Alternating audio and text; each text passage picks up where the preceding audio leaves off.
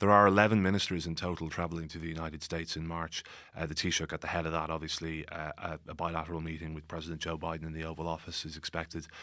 That is not an opportunity that is afforded to many countries of the size of Ireland.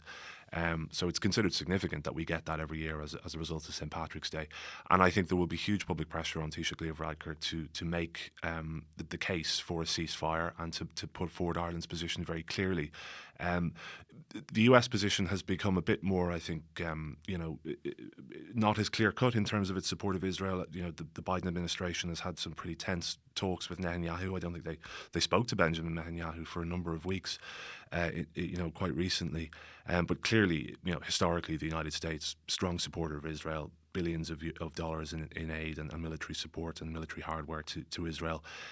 So Leo Varadkar will be expected to raise this, and he will be expected to raise it strongly. Whether he does or not remains to be seen. It's interesting, I think, that the SDLP leader, Colm Eastwood in the north, he's taken the view that he'll go to Washington, but he won't participate in things like the Shamrock ceremony, where there's pints of Guinness and bowls of Shamrock and Irish music and festivities and all of this. He doesn't think it's appropriate in the context of the death and destruction in Gaza, and I think that's a fair point. I think it will be difficult for some people to see the Taoiseach toasting with the US president when the US administration is a strong supporter of Israel historically, as I said, and has not necessarily, in the view of many people, done as much as it could to obtain a ceasefire in the Middle East.